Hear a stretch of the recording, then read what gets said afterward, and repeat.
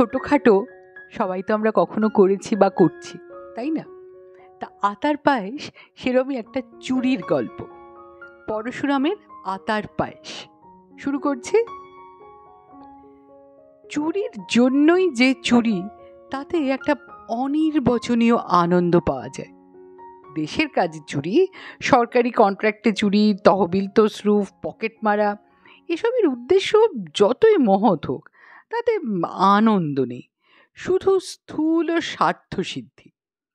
গীতায় যাকে কাম্য কর্ম বলা হয়েছে, এসব চুরি তারই অন্তর্গত।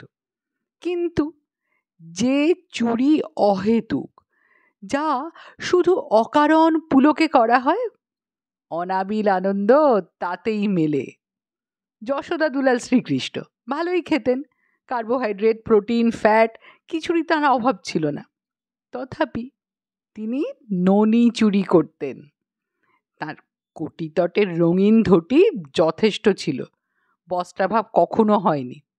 তথাপি তিনি বস্ত্র হরণ করেছিলেন। এইসব হলো নিষ্কাম সাত্ত্বিক চুরির ভগবত প্রদর্শিত নিদর্শন। রামগোপাল হাই স্কুলের মাস্টার প্রবোধ ভট্টাচার্য একবার এই রকম চুরিতে জড়িয়ে পড়েছিল।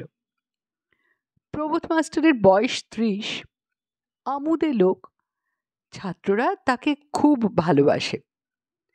পুজোর বন্ধের দিন কতক আগে 5টি ছেলে তার কাছে এলো। তাদের মুখপাত্র সুধীর বলল, স্যার, মহা মুশকিলে পড়েছি। প্রবোধ জিজ্ঞাসা করল, ব্যাপারটা কি? স্যার, গেল বছর আমার বড়দার বিয়ে হয়ে গেল, জানেন তো? তার শ্বশুর ভৈরব বাবু খুব বড় লোক। দেওঘরের কাছে গণেশ মুন্ডায় তার একটা চমৎকার বাড়ি আছে। বৌদি বলেছে সে বাড়ি এখন খালি, পুজোর ছুটিতে আমরা জনকতক স্বচ্ছন্দে কিছুদিন সেখানে কাটিয়ে আসতে পারি। এ তো ভালো খবর, মুশকিলটা কি হলো? ভৈরববাবু বলেছেন আমাদের সঙ্গে যদি একজন অভিভাবক যান তবেই আমাদের সেখানে থাকতে দেবেন। তা তোমার বড়দা আর বৌদিকে নিয়ে যাও। তা হওয়ার জো নেই স্যার, ওরা মাইসোর যাচ্ছে। আপনি আমাদের সঙ্গে চলুন না স্যার। ক্লাস 10-এর আমি, ক্লাস 9-এর নিমাই, নরেন, সুরেন আর ক্লাস 8-এর পিন্টু, আমরা এই 5 জন যাব। আপনার কোনো অসুবিধা হবে না স্যার। সেখানে সেখানে কোনো চিন্তা নেই, দারোয়ান আর মালি আছে, তারাই সব কাজ করে দেবে। আর খাবার জন্য ভাববেন না স্যার, আমরা সঙ্গে স্টোভ নেব, কারি পাউডার নেব, চা, চিনি, গুঁড়ো দুধ, বিস্কুট সেসব দেদার নেব। আর ওখানে সস্তায় মুরগি পাওয়া যায়, বৌদি কারি রান্না শিখিয়ে দিয়েছে। ওখানকার দারোয়ান পাঁড়েজি, ও ভাত রুটি যা হয় বানিয়ে দেবে, আর আমরা নিজেরা দুবেলা ফাউল কারি রাঁধবো, তাতে হবে না? প্রবোধ বলল, সব তো বুঝলাম, কিন্তু আমাকে নিয়ে যেতে চাও কেন? মাস্টার সঙ্গে থাকলে তোমাদের ফুর্তির ব্যাঘাত হবে না? সজোরে মাথা নেড়ে সুধীর বলল, মোটেই একদম কিচ্ছু ব্যাঘাত হবে না। আপনি সেরকম মানুষই নন স্যার, আপনি সঙ্গে থাকলে আমাদের 3 ডবল ফুর্তি হবে। নিমাই, নরেন, সুরেন সমস্বরে বলল, নিশ্চয় নিশ্চয়। পিন্টু বলল, স্যার, কোনান ডয়েলের সেই লস্ট ওয়ার্ল্ড গল্পটা ওখানে গিয়ে বলতে হবে কিন্তু। প্রবোধ যেতে রাজি হলো। দেওঘর আর জসিডির মাঝামাঝি গণেশ মুন্ডা পল্লীটি সম্প্রতি গড়ে উঠেছে। বিস্তর সুদৃশ্য বাড়ি, পরিচ্ছন্ন রাস্তা, প্রাকৃতিক দৃশ্যও ভালো। ভৈরববাবুর অট্টালিকা ভৈরব কুটির আর তার প্রকাণ্ড বাগান দেখে ছেলেরা আনন্দে উৎফুল্ল হলো এবং ঘুরে ঘুরে চারদিক দেখতে লাগলো। বাগানে অনেক রকম ফলের গাছ, গোটা কতক আতা গাছে বড় বড় ফল ধরেছে। অনেকগুলো একেবারে তৈরি, পেড়ে খেলেই হয়। প্রবোধ বলল, ভারী আশ্চর্য তো, ভৈরববাবুর দারোয়ান আর মালি দেখছি খুব সাধু পুরুষ। সুধীর বলল, মনেও ভাববেন না তা স্যার, আমি এখানে এসে সব খবর নিয়েছি। দারোয়ান মেহি পাড়ে আর মালি ছেদি মাহাতো, এদের মধ্যে ভীষণ ঝগড়া। দুজনে দুজনের উপর কড়া নজর রাখে, তাই এ পর্যন্ত কেউ চুরি করার সুবিধে পায়নি। প্রবোধ বলল, আত্মকলহের ফলই এই। পাঁড়ে আর মাহাতো যদি একমত হতো তবে স্বচ্ছন্দে আতা বেচে দিয়ে লাভটা ভাগাভাগি করে নিতে পারত। নিমাই বলল, আচ্ছা স্যার, আমাদের দেশের নেতাদের মধ্যেও তো ভীষণ ঝগড়া, তবু চুরি হচ্ছে কেন? সুধীর বলল, এই যা যা, জ্যাঠামি করিসনি, আগে বড় হ, তারপর পলিটিক্স বুঝবি। নিমাই বলল, আচ্ছা শোনো, যদি 2-3 সের দুধ জোগাড় করা যায় তবে চমৎকার আতার পায়েস হতে পারবে। আমি তৈরি করে দেখেছি, খুব সহজ। সুধীর বলল, বেশ তো, তুই তৈরি করে দিস। ও পাঁড়েজি, তুমি কাল সকালে 3 সের খাঁটি দুধ আনতে পারবে? পাঁড়ে বলল, জরুর পারবো হুজুর। নাওয়া খাওয়া আর বিশ্রাম চুকে গেল। বিকেলবেলা সকলে বেড়াতে বেরুলো। ঘণ্টাখানেক ঘোরবার পর ফেরবার পথে সুধীর বলল, দেখুন স্যার, এই বাড়িটা কি সুন্দর, ভীমসেন ভিলা। গেটের উপর কি চমৎকার থোকা থোকা হলদে ফুল ফুটেছে। আকাশের দিকে হাত বাড়িয়ে পিন্টু চেঁচিয়ে উঠল, ওই একটা নীলকণ্ঠ পাখি উড়ে গেল। নিমাই বলল, এদিকে দেখুন স্যার, ও কি ভয়ানক পেয়ারা ফলেছে, কাশির পেয়ারার চাইতে বড় বড়। নিশ্চয়ই এ বাড়িতেও দারোয়ান আর মালির মধ্যে ঝগড়া আছে, তাই চুরি যায়নি। ফটকের তালা নেই। সুধীর ভেতরে ঢুকে এদিক ওদিক উঁকি মেরে বলল, কাউকেও তো কোথাও দেখছি না, কিন্তু ঘরের জানলা খোলা, মশারি টাঙানো রয়েছে ভেতরে, বোধহয় সবাই বেড়াতে গেছে। দারোয়ান, ও দারোয়ানজি, ও মালি। কোনো সাড়া পাওয়া গেল না। তখন সকলে ভিতরে এসে ফটকের পাল্লা ভেজিয়ে দিল। নিমাই বলল, একটা পেয়ারা পারবো স্যার? প্রবোধ বলল, দেখো, বাজারে প্রচুর পেয়ারা দেখেছি, নিশ্চয় খুব সস্তা। খেতে চাও তো কিনে খেও, বিনা অনুমতিতে পরের দ্রব্য নিলে চুরি করা হয়, তা জানো না? জানি স্যার, চুরি করবো না, শুধু একটু চেখে দেখব কাশির পেয়ারার চাইতে ভালো কি মন্দ। প্রবোধ পেছন ফিরে গম্ভীরভাবে একটা তাল গাছের মাথা নিরীক্ষণ করতে লাগলো। মৌনং সম্মতি লক্ষণাম ধরে নিয়ে নিমাই গাছে উঠল। পেয়ারা পেড়ে কামড় দিয়ে বলল, বোম্বাই আমের চাইতে মিষ্টি। সুধীর বলল, এই নিমাই, স্যারকে একটা দে। নিমাই একটা বড় পেয়ারা হাতে ঝুলিয়ে বলল, এটা ধরুন স্যার, একটু চেখে দেখুন, চমৎকার। পেয়ারায় কামড় দিয়ে প্রবোধ বলল, সত্যি খুব ভালো পেয়ারা, আর বেশি পেরো না, তাহলে ভারী অন্যায় হবে, লোভ সংবরণ করতে শেখো। ততক্ষণে নিমাইয়ের সব পকেট বোঝাই হয়ে গেছে, তার সঙ্গীরাও প্রত্যেকে 2-3টে করে পেয়েছে। সুধীর বলল, এই নেমে, শুনতে পাচ্ছিস না বুঝি? স্যার রাগ করছেন, নেমে আয়, নেমে আয় চট করে, এক্ষুনি হয়তো কেউ এসে পড়বে, নেমে আয়। হঠাৎ ক্যাঁচ করে গেটটা খুলে গেল। একজন মোটা বৃদ্ধ ভদ্রলোক আর একজন রোগা মহিলা প্রবেশ করলেন। দুজনের হাতে গামছায় বাঁধা বড় বড় 2টি পোঁটলা।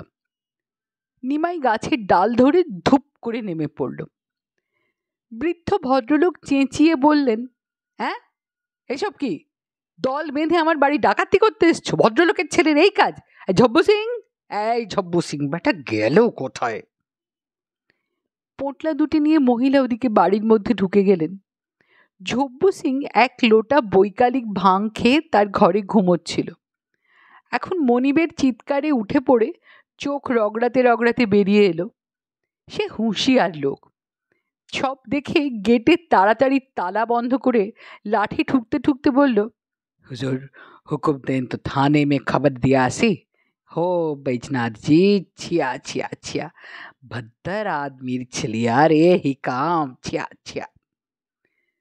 হুজুর বললেন, খুব হয়েছে, ডাকাতেরা চোখের সামনে সব লুটে নিলে আর তুমি বেহুঁশ হয়ে ঘুমোচ্ছিলে। তারপর মশাইদের কোত্থেকে আগমন হলো, এরা তো দেখছি ছোকরা, এদের বজ্জাতি করবারই বয়স, কিন্তু তুমি তো বাপু খোকা নও, তুমিই বুঝি এই দলের সর্দার? প্রবোধ হাত জোড় করে বলল, মহা অপরাধ হয়ে গেছে স্যার।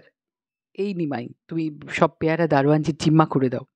স্যার, আমরা বেশি খাইনি, মাত্র 2-3টে চেখে দেখেছি, অতি উৎকৃষ্ট পেয়ারা। কৃতার্থ হলুম শুনে। এরা বোধহয় স্কুলের ছেলে।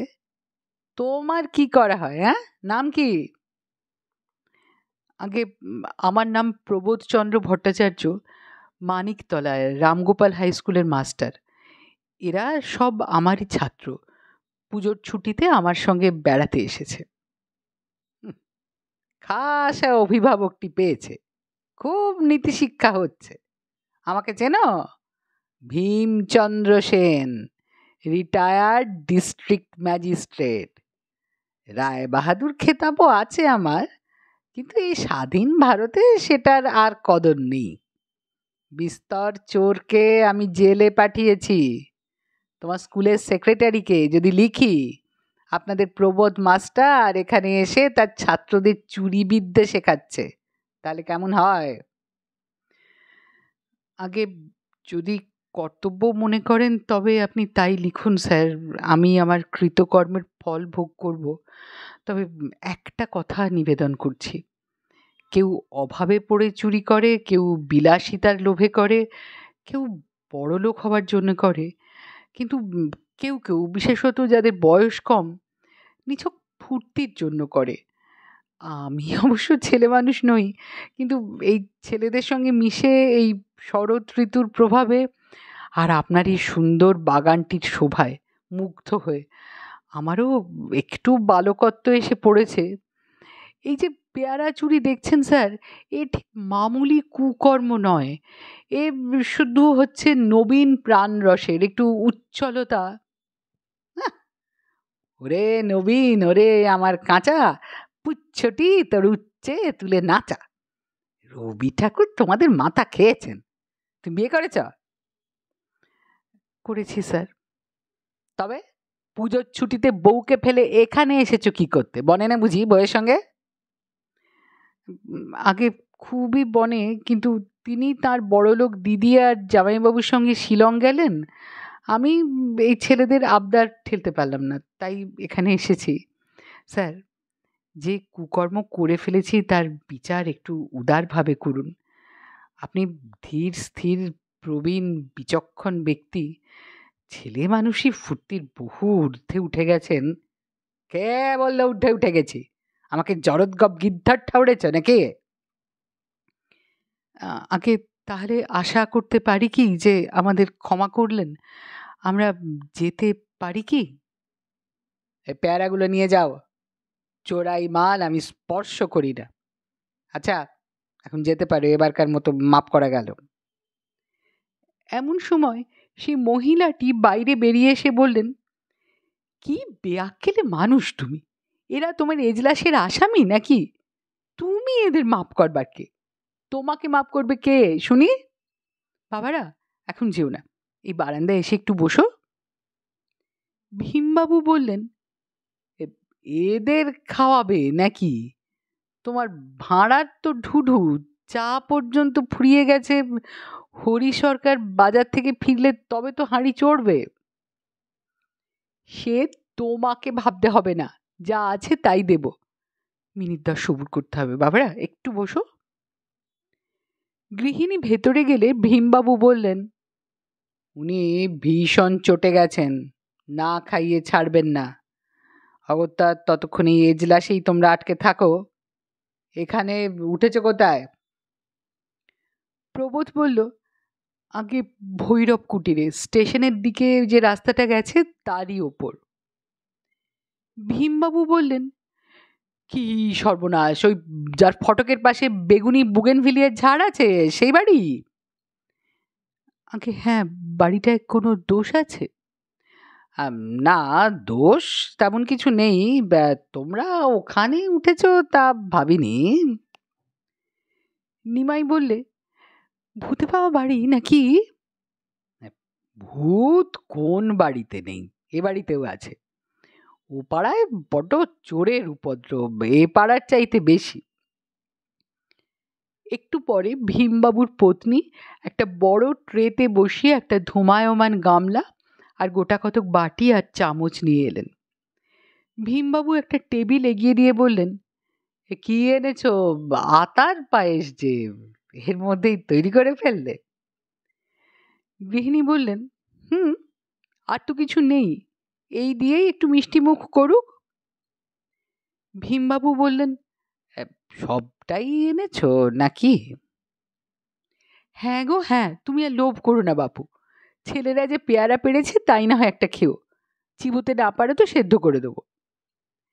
সুধীর সহাস্যে বলল, স্যার, আমাদের ওখানেও না বিস্তর আতা ফুলেছে, ইয়াব বড় বড়, কাল সকালে পায়েস বানিয়ে আপনাদের দিয়ে যাব। ভীমবাবু বললেন, না না না, অমন কাজটি করো না, আতা আমার সয় না। ভৈরব কুটিরে ফিরে এসে নিমাই বলল, এ কি, গাছের বড় বড় আতাগুলো গেল কোথায়? সুধীর বলল, বোধহয় পাড়েজি সর্দারি করে পেড়ে রেখেছে। ও পাড়েজি, আতা কি হলো? পাড়ে ব্যস্ত হয়ে এগিয়ে এসে মাথায় একটু চাপড় মেরে করুণ কণ্ঠে বলল, क्या कहबो हुजूर, बहुत झमेला हो गया। एक मोटा सा बूढ़ा बाबू और एक दुबला सा बूढ़ी माई এসেছিল। বাবু পটাপট সব আতা ছিঁড়ে নিল। আমি মানা করলে খাফা হয়ে বলল, চুপ रहो उल्लू। আমারও ডর লাগলো শায়দ कोई बड़ा अफसर उफसर का बाबा उबा होबे टोबे। সুধীর বলল, এক হাতে লাল গামছা ছিল? জি হ্যাঁ, उसी में तो बांध के लिए গেল। হাসির প্রকোপ একটু কমলে নিমাই বলল, ওটা হলধর দত্তের চড়ে চড়ে গল্পের চাইতেও মজার। প্রবোধ বলল, দেখো, আমরা কিন্তু ঠকিনি, আমরা আতার পায়েস খেয়েছি, পেয়ারাও পেয়েছি, কিন্তু ওই ভীমচন্দ্র সেন মশাইয়ের জন্য দুঃখ হচ্ছে, তার গিন্নি তাকে বঞ্চিত করেছেন। নিমাই বলল, ভাববেন না স্যার, দিন দুই পরে আবার অনেক আতা পাকবে, তখন পায়েস করে ভীমসেন মশাই আর তার গিন্নিকে খাওয়াবো। গল্পটা এখানেই শেষ। শিগগিরই আসছে নতুন গল্প নিয়ে। আপনার যদি কোনো সাজেশন থাকে সেটা নিচে কমেন্ট বক্সে জানান। আর মনে করিয়ে দিচ্ছি, ভিডিওটা লাইক করবার কথা, চ্যানেলে সাবস্ক্রাইব করবার কথা। ধন্যবাদ।